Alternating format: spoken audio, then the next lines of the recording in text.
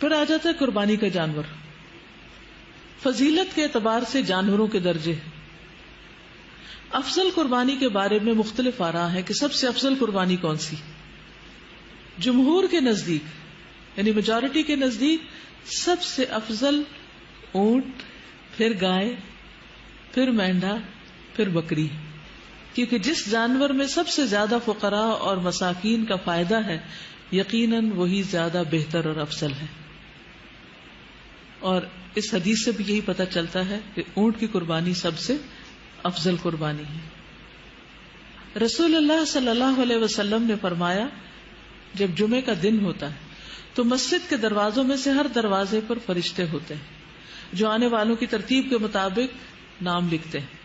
اور جب امام ممبر پر بیٹھ جاتا ہے تو ناموں والے صحیفے لپیٹ دیے جاتے ہیں، رجسٹر بند کر دیے جاتے ہیں اور فرشتے بھی آ کر خطبہ سننے لگتے ہیں.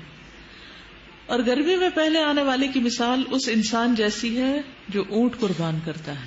یعنی سب سے پہلے جو آتا ہے گرمی کے موسم میں اور کافی دیر اس کو خطبے کا انتظار کرنا پڑتا ہے مسجد میں، تو اس کا اجر اونٹ قربان کرنے والے کی طرح. پھر جو آتا ہے اس کا اجر گائے قربان کرنے والے کی طرح، پھر مینڈھا قربان کرنے والے کی طرح، اور پھر جو آیا وہ تقرب کے لیے مرغی پیش کرتا ہے، پھر جو آیا گویا وہ تقرب کے لیے انڈا پیش کرتا ہے. تو یہ ترتیب بتا دی گئی کہ سب سے زیادہ پھر اجر کس کا ہے؟ اونٹ کا.